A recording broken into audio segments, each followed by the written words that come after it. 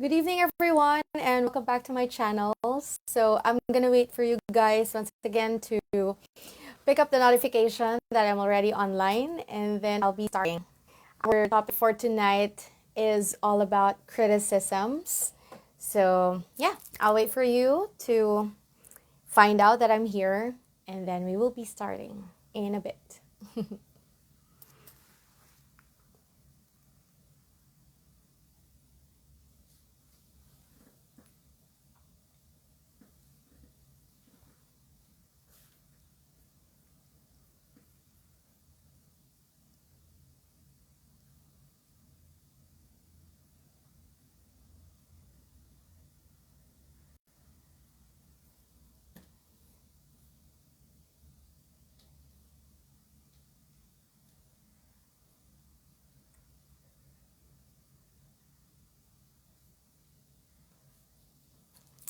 Okay, so there you go. I know that it takes like a couple of minutes before people actually find out that I'm already live. So, anyway, you know the drill. Please post your highs and hellos so that I will be able to recognize who's online. Because from here, I can actually see who's online right now. So, our topic for tonight is all about criticisms. How do we really handle criticisms? And how to how do we know when to walk out of a conversation? So let's start, shall we?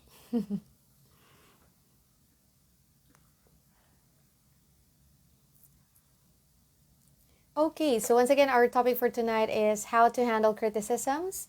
But before that, before I proceed to the main topic, let us first define what criticism is all about.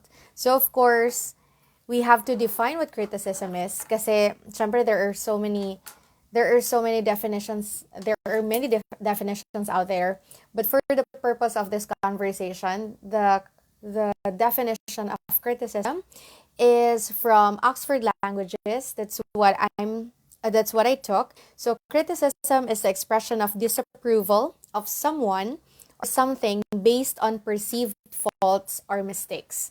Okay, so that's our topic for tonight, how to handle criticisms. And again, I'm not sure who's online, so kindly post your hi hello so that I will know who you are and I can say hi to you as well. For those of you who are based in the Philippines, good evening po sa inyong lahat. For those of you outside of the Philippines who are watching right now, good morning or good afternoon to your time zone. Okay, so again, our topic for tonight is how to handle criticism. I'm starting with the definition of criticism. So, criticism, again, is the expression of disapproval of someone or something based on perceived faults or mistakes. That's from Oxford Languages. Okay, so define natin para alam natin kung ano yung pinag-uusapan natin for tonight. So, it's all about criticism. So, these are expressions of disapproval. Hello, Ma'am Cla. Good evening po. Isang ligtas na gabi din po. Okay, so I actually found out that there are so many types of criticisms. If you Google the different types of criticisms, you will find out that there are so many types of criticisms. But for tonight, I am enumerating seven types of criticism. So let's start with, sorry, that's only six pala, six. So from Connor Grooms and from Joanne Reed, there's the first one, which is the constructive criticism, which we are all familiar with. It's actually um, it's actually a healthy type of criticism, and it's designed to point out your mistakes, but also show you where and how improvements can be made. And of course, it answers the question, what can I do better? So if it's a constructive criticism, it makes us think about our position, right? Our position in a particular scenario, so that we are also able to find out what can we do better. So constructive criticism is very healthy because through constructive criticism, we are able to change what needs to be changed, whether in our attitudes or behaviors or actions pala. Okay, so in constructive criticism, it's well thought out, it's objective, and the critic gives it with a level head. if the criticism is accurate, then it helps someone improve. So whoever is being criticized, nag-i-improve siya dahil nga it's constructive. It points out where you need to improve. So upon hearing this, you can definitely change what needs to be changed or what needs to be improved. Hello, Sir Joseph. Good evening. And again, to those who just came in, the topic for tonight is how to handle criticisms.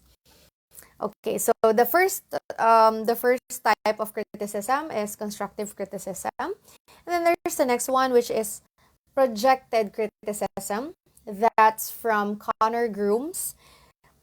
Okay, according to Connor Grooms, projected criticism is an emotional negative reaction to something that you've said or done.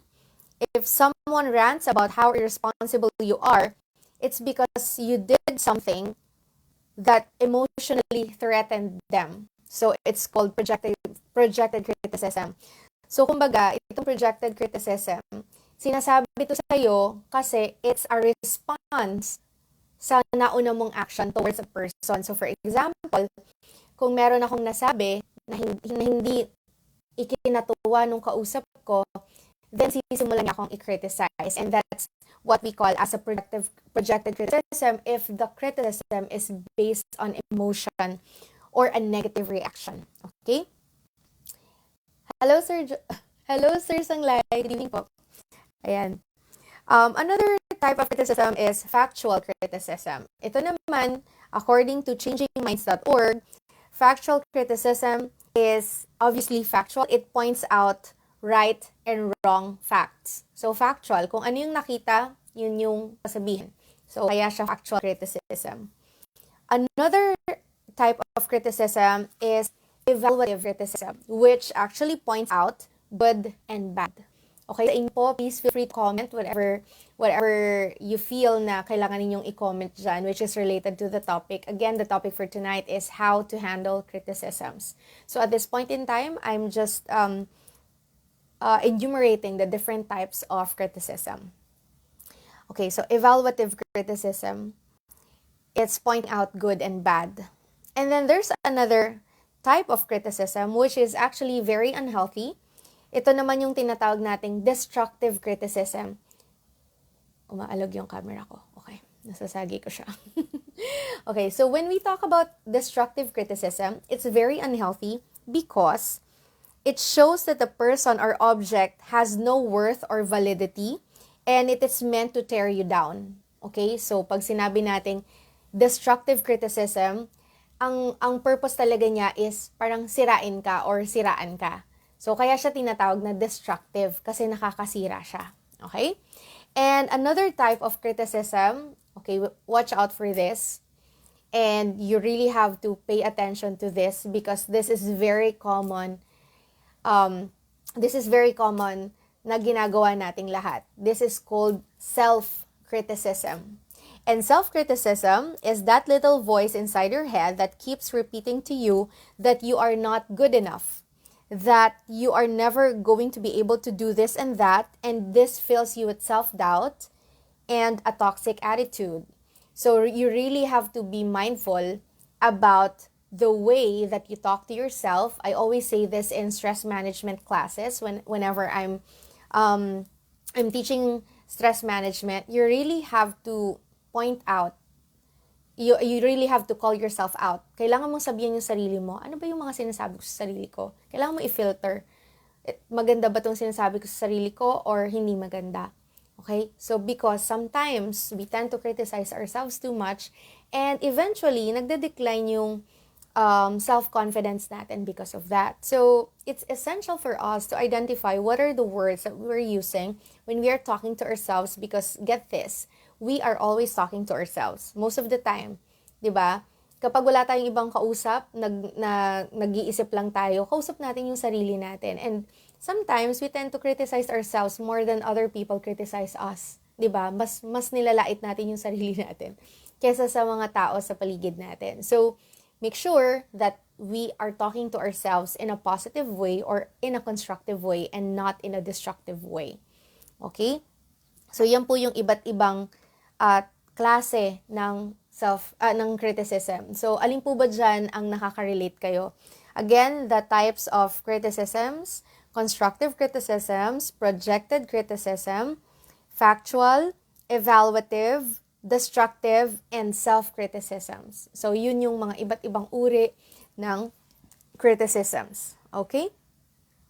So, dahil dyan, ang pag-uusapan natin tonight is, syempre, yung criticisms na galing sa ibang tao. Okay? So, hindi natin pag-uusapan yung self-criticism kasi ibang ano din yon, ibang mundo din yon. Okay? Ang pag-uusapan natin ngayon is yung criticism ng ibang tao sa atin. And I'm talking about this tonight because I'm very passionate about this topic kasi maraming tao ang hindi nila na-achieve yung potentials nila kasi ang una nilang iniisip is yung sasabihin ng ibang tao, correct? Like, ang daming mga nasasayang na potentials, ang daming mga hindi nila nagagawa yung mga gusto nilang gawin sa buhay nila, hindi nila na-achieve yung mga gusto nilang ma-achieve, nagdadalawang isip sila kasi, lalong-lalo na sa atin sa Pinas, no? Ano na lang ang sasabihin ng mga kapitbahay? Ano na lang ang sasabihin ng mga kaibigan ko? Di ba laging may ganon? Like, laging ano yung sasabihin ng ibang tao? And so, it's okay. I mean, people will always talk, you know? People always have their opinion and they're entitled to it, right? Everyone is entitled to their own opinions. It's just that we have to filter kung nakakatulong ba sa atin yung opinion nila or hindi. So, how do we really deal with criticisms? Hi, Mar! Thank you so much for watching. Okay. So, number one, the first step in handling criticisms is really to ask yourself, what is the intention of the person criticizing you? Okay? Maganda ba yung intention niya or hindi? Okay, dalawa lang naman lagi yan eh. Maganda o hindi. Maganda o hindi maganda. Lagi namang ganon. Your intentions can only be categorized into two. Is it good or is it bad? Kung maganda naman yung intention niya at hindi lang maganda yung pagkakasabi, kailangan natin i-assess. Right? Kaya kailangan natin step-by-step procedure, no? Pero kung hindi maganda yung intention, well, that's another conversation, right? So, let's say na-criticize ka. So, the first step is to ask yourself, ano kaya intention ng taong to? Maganda ba yung intention niya habang sinabi niya yun or hindi? Okay? Next is, the second step in handling criticisms or dealing with criticisms is control your response. Do not be impulsive. Okay? It's easier said than done. Okay, mahirap gawin tong second step kasi madalas pag nag-criticize tayo, we actually retaliate agad-agad. So, we really have to ask ourselves muna, what's the intention? And the second one is, we have to control our response. Remember, your response, the only thing you can control in a situation is the way you respond to that situation. You cannot control people in that situation. You cannot control external factors. You can only control your response. So definitely, if you are in that situation where you are being criticized, your response, you're the only one who can control your response. So control your response. Do not be impulsive. Do not say anything that you feel will not contribute to that conversation. Okay, next is, the third step is really to talk about it. Okay, talk about it. Ask more questions why the person is criticizing you and make sure you listen as the person explains. Kasi, kailangan mong malaman bakit kanya kinikriticize. Alright? So, do not interrupt. Listen first before you make any comments. And again, this is easier said than done. But once you are able to do this, then you can settle amicably.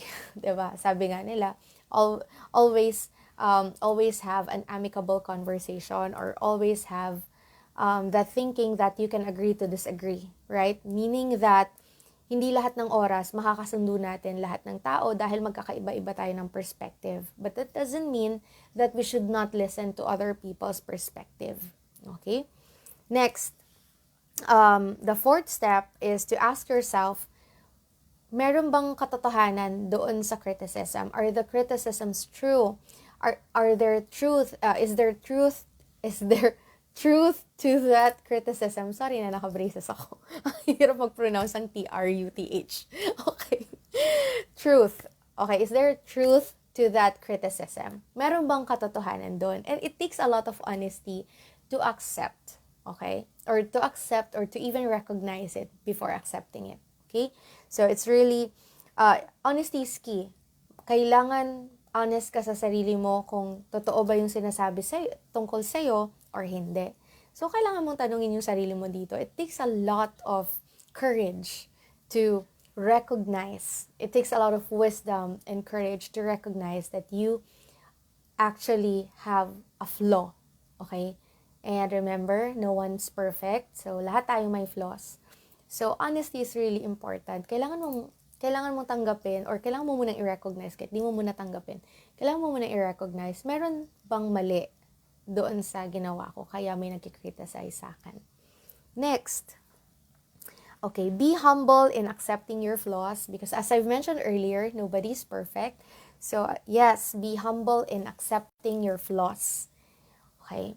And again, it's easier said than done. Pero let me tell you this, when I was younger, ito yung laging sinasabi ng lolo ko. And hanggang ngayon dala-dala ko to. Pag tama ka, wag kang yuyuko. Pag mali ka, lumuhod ka. Which is like an idiomatic expression na wag kang magdadalawang isip, mag-sorry kung may mali ka. Kasi mali ka. Ang mali ay kahit kailan hindi pwedeng maging tama. Okay? So, accept your flaws and be humble in accepting them. Kasi again, nobody's perfect. It takes a lot of wisdom and courage and strength and humility to accept flaws. But you know what? We are all humans, so we really have to be honest about our flaws as well. Okay, next. Apologize if you need to. Kung kailangan ninyong mag-apologize, then mag-apologize kayo. Especially kung kaya ka kinikriticize, is may mali kang nagawa at totoo naman na mali yung ginawa mo. Okay? So, again, apologize if you need to. A wise person knows when to ask for forgiveness. Ano yun? Good topic, Miss S. Marami kasing mapanghusga sa mundo. Toxic. Yes, I know, right? And that's exactly why we're doing this because kaya ko laging nagdadalawang isip dati na mag-live stream kasi sabi ko, nako, ang daming magko-comment ng kung ano-ano. Pero, eventually realized, people are so forgiving if I like have flaws during the live stream. Wala naman nagpo-point out na, wala namang magsasabi sa'yo ganito, ganyan. I mean, I have already maintained a community in this page na open-minded, ganyan, that we are open to disagreeing with other people but still being respectful. You can actually disagree with people, and that's true. I mean, we don't necessarily have the same opinions all the time. But we have to respect each other. Yun lang lagi yun. So, bawal maging toxic. Dito, at least dito sa page ko, kaya natin gabi-gabi ito ginagawang 8 p.m. habit para mabawasan yung toxicity sa sa paligid. Okay, next. Evaluate yourself if there is a need to change anything, and you should know this better than anybody else. And again, it takes a lot of honesty to do this kasi minsan ang mahirap naman talaga kasi for us is hindi natin tinatanggap yung mali natin. And yun yung isa sa pinakaunang steps natin when we're handling criticisms. We have to recognize, and we have to accept kung nagkamali ba talaga tayo. And again, remember, criticisms are not always bad. Kaya nga tatanungin natin, yung pinakaunang step is, what's the intention of the person criticizing us? Is it good or is it not good? Okay? Kasi kung maganda naman yung intention, hindi niya lang na-deliver ng maayos yung criticism niya, then by all means, we should accept that we are being criticized. Okay? So, there. So, that's how we deal with criticisms. It's really an inside job, You really have to point out to yourself, kung ano ba talaga yung mali sa'yo, right? Sa atin. Kasi ganun talaga eh. I mean, hindi po pwede na lagi tayong tama. May mga times na hindi natin napapansin na mali tayo Kaya may ibang tao na nagsasabi sa atin. And for me, I'm always open to criticisms, not because I'm a good person or whatever, or not because, syempre it takes resistance din, no? Meron ding, not it takes resistance, it breeds resistance din from within me. Syempre pag may nag-criticize sa akin, the first human emotion that a normal human being feels when that person is being criticized is resistance. And to tell you honestly, resistant din ako kapag kami nagkikriticize sa akin. But again, na-practice ko na kasi sa utak ko, na tanungin ko muna yung sarili ko, bakit ba ako kinikriticize? Ano ba yung intention ng taong to? Maganda ba or hindi maganda? Or may point ba siya or wala? And again, we don't necessarily have to agree, but we have to recognize what that other person feels or what that other person is saying, di ba? Okay. But how do you know if criticisms are below the belt? Kasi may mga criticisms na hindi mo talaga matanggap kasi hindi talaga sila katanggap-tanggap. How do we know? Okay, number one, if it is disrespectful or insulting. Okay? Kapag ang criticism sa'yo ay sobrang personal, sobrang disrespectful, at sobrang insulting, well, it's below the belt. Okay? Kasi ang isang taong may magandang intensyon, hindi ka naman iinsultuhin. Remember that. Okay? If a person has good intentions, that person will not insult you. That person will not disrespect you. Okay? So again, if the criticism is below the belt, it is disrespectful or it's insulting. The second one, if it is a form of harassment, if the criticism makes you feel harassed or attacked, okay, or let's say it's causing you disturbance, mental disturbance, then by all means, you have to assess. Baka naman below the belt na talaga itong criticism na to. Okay?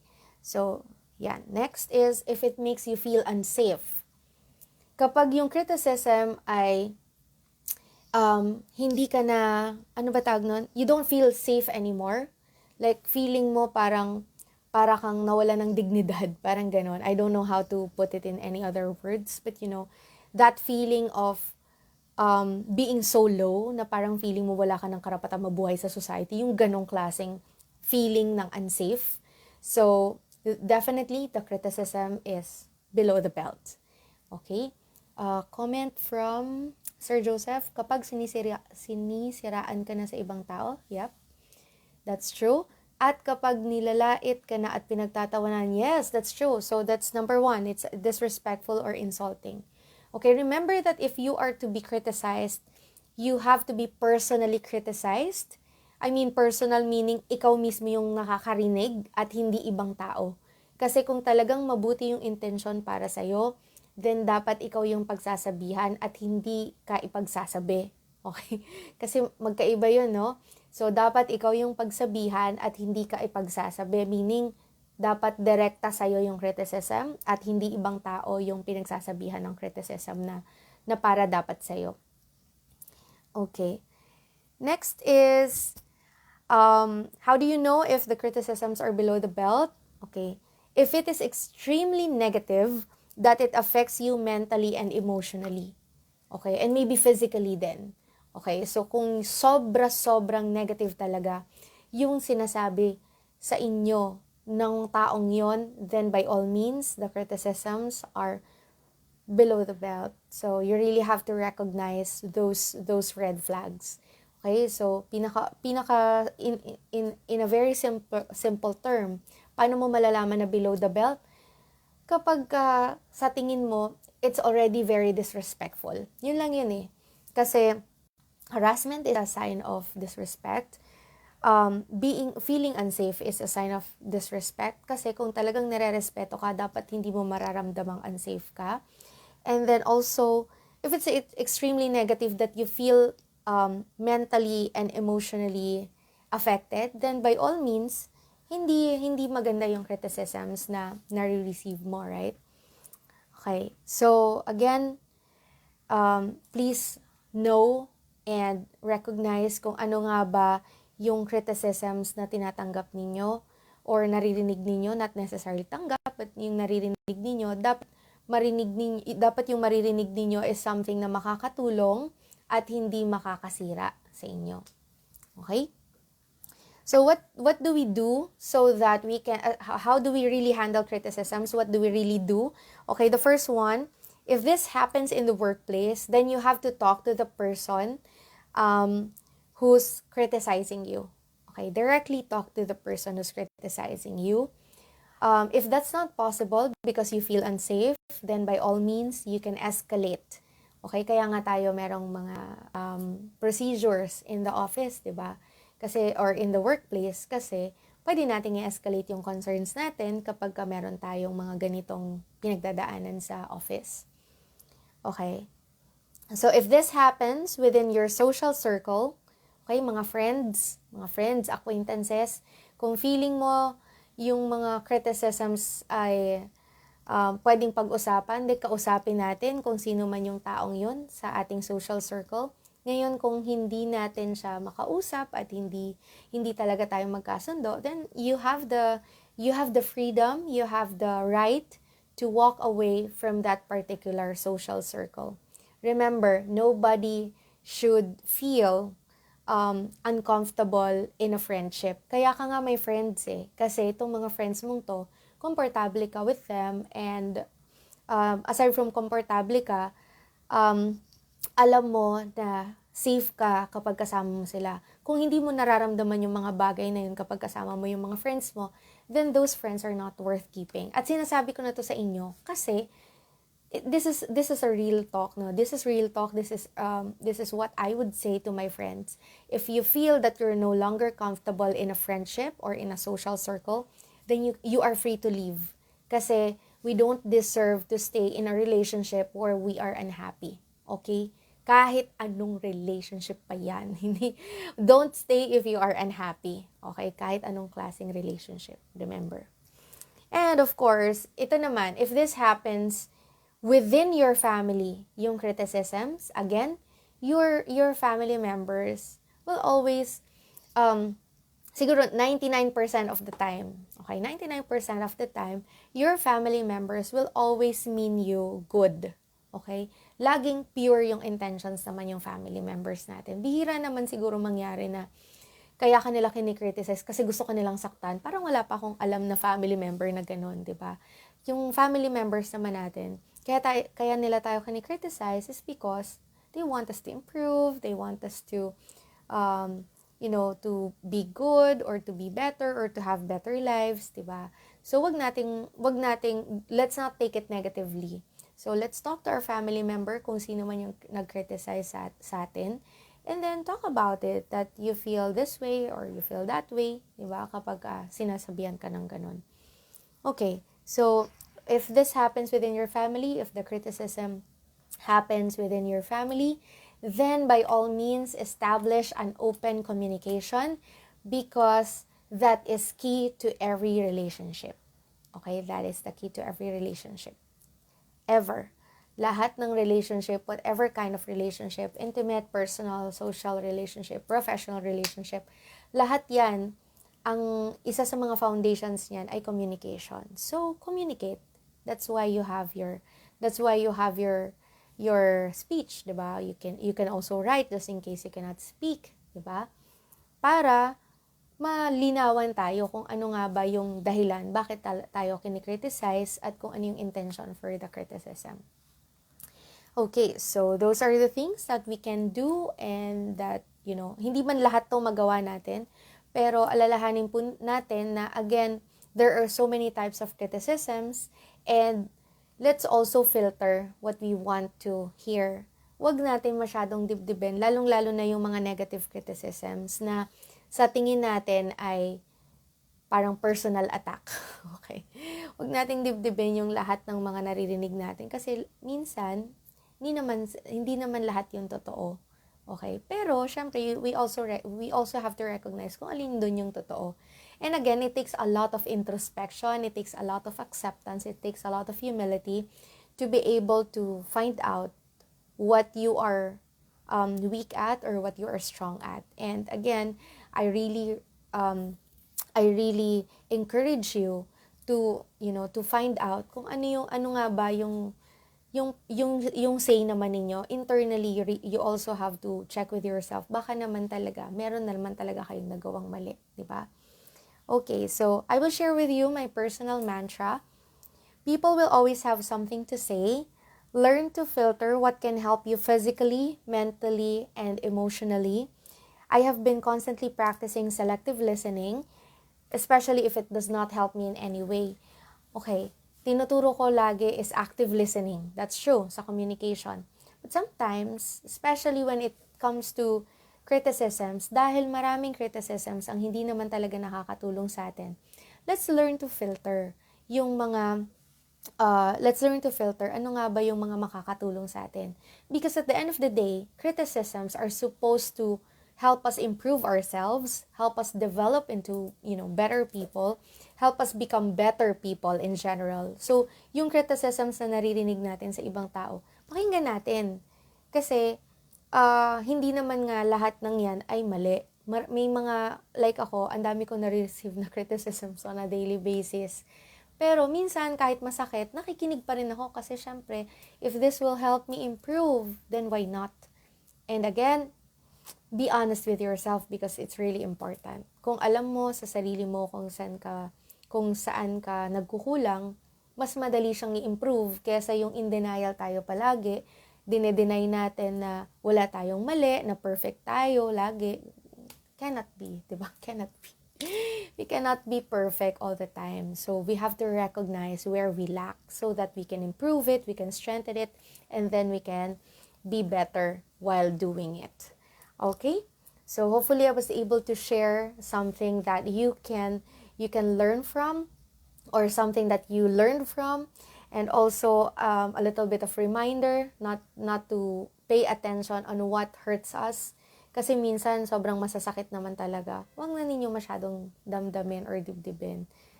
Filter lang kung ano yung makakatulong, yun yung talagang constantly pakinggan ninyo para maging mas maayos tayo in the future. Okay? With that, let me thank everyone for joining me tonight in another conversation about self-improvement. Okay, so supposedly we were to have Women Empowerment Wednesdays, pero our guest was not able to join because of internet connection. Nagka-problema. So we will be having guests later on, but today, ayun, sana na nakatulong ako sa mga nag-iisip about criticisms. Again, do not take every single criticism with your in your heart. Okay, learn how to check yourself kung ano ba talaga yung kailangan mo rin i-improve. Okay, it's between you and God. Basta alam mo sa sarili mo yung makabubuti para sa'yo. Yes, that's true. And also pray. Pray for what's the best decision for you. Wag niyo masyadong isipin yung sinasabi ng ibang tao. Kasi minsan, kakaisip natin, mas lalo tuloy tayong hindi makagalaw, hindi tayo maging better persons. Kasi ang dami nating inisip na baka ganito, baka ganyan yung sabihin na ganito, ganyan. Okay? Remember, the person that you also have to constantly listen to is yourself. Okay, so ayusin din natin yung pakikipag-usap sa sarili natin kasi lagi tayong nakikinig sa sarili natin. Okay, thank you everyone. Thank you for your time. See you again tomorrow at 8 p.m. And again, if you have suggestions on what topic to discuss, and if you have recommendations, if you have comments, please feel free to send me a message on my personal Facebook page or on my official Facebook page. And also, hopefully, kung merong mga gustong mag-join sa conversation, like if you want to talk about a certain topic, please feel free to send me an inbox as well. I'm so open to collaboration, especially when it comes to self-improvement and yan, mga tungkol sa career, ganyan. Anything that would help our audience. Thank you, everyone. Bye. Good night. God bless you. And don't forget, stay safe and always pray. Bye.